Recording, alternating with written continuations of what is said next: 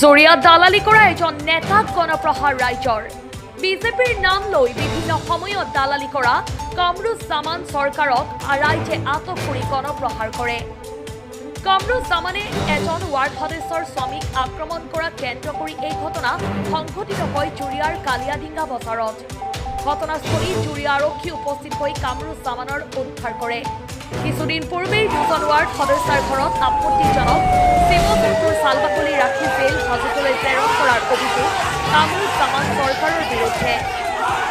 বিগত দিনকেইটাত কামৰুজ্জামানে নিৰীহৰ ৰাইজক বিভিন্ন ধৰণৰ ব্লেকমেইল আৰু অত্যাচাৰ বন্ধ কৰাৰ দাবীত ৰাইজৰ প্ৰতিবাদ নগাঁও আৰক্ষীক দালাল কামৰুজ্জামান চৰকাৰক গ্ৰেপ্তাৰ কৰাৰ শ্লোগানেৰে প্ৰতিবাদ সাব্যস্ত কৰে ৰাইজে।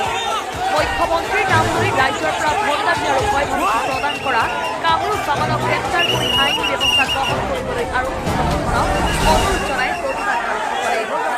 নিউজ ডেস্ক ৰিপৰ্ট ককটৰা লাইভ।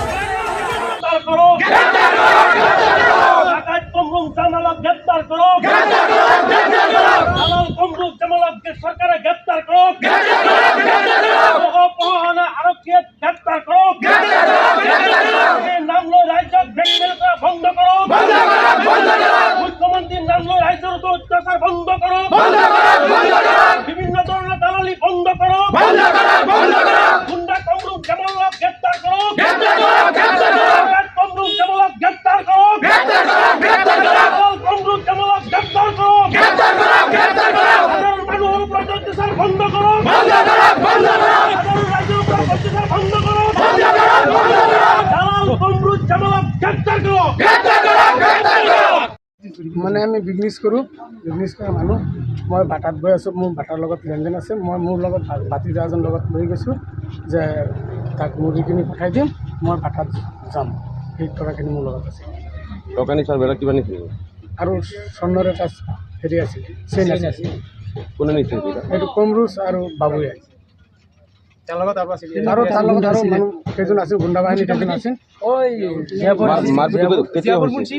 মাৰপিটটো বুলবুল আমি লালৈ আহিব মুড়ি কিনা যোৱাত মই মুড়ি কিনে থাকোঁতে কমৰুজ আৰু বাবুৱে মোক গৈ তাত আটকাইছে, তাত আটক কৰিছে। আটক কৰাৰ পিছত মোৰ তাত বোলে আহিব নেকি, সি কৈ আছে তই এজিবিত কিয় জইন কৰিছ, মোৰ লগত কৰিবি কৈ তোক যিমান খৰচ হৈছে মোক টকা পইচা চব দি থৈ যাব লাগিব। তো এনেকৈ মোৰ আক্ৰমণ কৰাৰ পিছত সেই মোৰ লগত 2 লাখ টকা আছিলে, টকাকেইটা মোক লৈ গ'ল। এতিয়া মোৰ সৰু ভাইটি তাত ক'ৰবাত আছিল, দৌৰ পাৰি আহি আহিছে, তাতে চুৰি দি তাৰ মাৰি দিছে। এতিয়া গোটেই কছাৰীগাঁৱৰ ৰাইজে গৈ মোক উদ্ধাৰ কৰি আনিছে। যিটো প্ৰেচিডেণ্ট হৈছে এজিপি বিজেপিৰ মিত্ৰতেই হৈছে। আমি জনামতে আমাৰ মাননীয় মন্ত্ৰী কেশৱ মহন্ত ডাঙৰীয়াৰ নেতৃত্বত, মণি মাধৱৰ নেতৃত্বত তেখেতৰ আলোচনা বিলোচনাৰ মাধ্যম দি এইটো প্ৰেচিডেণ্ট গঠন কৰা হৈছে, তাত কোনো সন্দেহ আমাৰ নাই। কিন্তু আমি অনুৰোধ কৰিব খুজিছোঁ যাতে কছাৰীগাঁৱৰ যিবিলাক মেম্বাৰে তেখেতক ভোট দি প্ৰেচিডেণ্ট বনাইছে, তেখেতৰ ওচৰত যাতে তেখেতৰ ওপৰত যাতে কোনো ধৰণৰ হাৰাশাস্তি হ'ব নালাগে। যোৱাত মানে মুড়ি কিনিবলৈ গৈছোঁ আমি, লালৈ আহিব মুড়ি কিনা যোৱাত মই মুড়ি কিনে থাকোঁতে কমৰুজ আৰু বাবুৱে মোক গৈ তাত আটকাইছে, তাত আটক কৰিছে। আটক কৰাৰ পিছত মোৰ তাত বোলে আহিব নেকি, সি কৈ আছে তই এজিবিত কিয় জইন কৰিছ, মোৰ লগত কৰিবি কৈ তোক যিমান খৰচ হৈছে মোক টকা পইচা চব দি থৈ যাব লাগিব।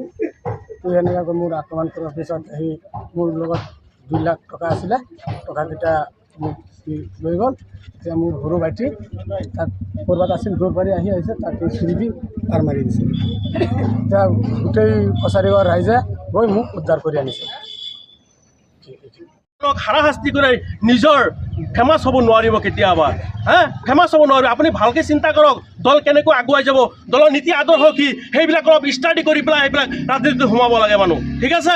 এইখিনি প্ৰায় 6 মাহ ধৰি এই মেম্বাৰসকলৰ ঘৰত নানান ধৰণৰ অত্যাচাৰ, নানান ধৰণৰ প্ৰলোভন, আৰু ইতিমধ্যে এইজন মানুহ আমি দেখা পাওঁ প্ৰায় 70 বয়স তেখেতৰ নামত, তেখেতৰ ঘৰত আমাৰ এই কছাৰীগাঁও জুৰিয়াবাহী ৰাইজে জানে তেখেত এজন নামাজি মানুহ, ভাল মানুহ, এজন চিটিজেনশ্বিপ বৃদ্ধ মানুহ। তেখেতৰ ওপৰত যিটো ইলজাম দি তেখেতক জেল খটুৱাই আনিছে এইটো চবেই বেয়া পাইছে আৰু দুখজনক কথা লাজ লগা কথা তেখেতৰ প্ৰেচিডেণ্ট বনাইছে এই 6জন মেম্বাৰৰ ওপৰত যি হাৰাশাস্তি চলি আছে আমি আমাৰ অসমৰ মুখ্যমন্ত্ৰী ডাঙৰীয়াক জনাইছোঁ যে বিজেপি আমি ইয়াত আছে বিজেপি কৰি আছে কোনো কথা নাই কিন্তু যিটো ওপৰত এনেকুৱা নিৰ্যাতনৰ নিপীড়িত অৱস্থা আৰম্ভ হৈছে কছাৰী গাঁৱত এইটো অতি সোনকালে বন্ধ হ'ব লাগে কাৰ ছায়াত কাৰ চক্ৰ ছায়াত এইবিলাক কাম চলি আছে ক'ব খুজিছোঁ যে পাব্লিক হিচাপে আমিও এজন বিজেপিৰ ৱৰ্কাৰ হিচাপে ক'ব খুজিছোঁ বিজেপিৰ নীতি আদৰ্শ এইটো নহয় যে মানুহক ঘৰত গৈ পেলাই থৈ বা মানুহক ফচাই দিয়াটো বিজেপিৰ নীতি আদৰ্শ এইটো নহয় আমি বিজেপি কৰি আছোঁ মানুহক বুজাব লাগিব বিজেপিৰ আদৰ্শ মানুহক ঘৰত লৈ যাব লাগিব সেইটো নকৰি যিটো ঘটনা হ'ল কালিয়াডিঙা বজাৰত আমাৰ 1 নম্বৰ ৱাৰ্ডৰ মেম্বাৰ তেখেতে আপোনাৰ কিবা ইটপেটাত গৈছিলে আহোঁতে কালিয়াডিঙা বজাৰত চোকা অস্ত্ৰৰে তাৰ ঘাট আঘাত সানিছে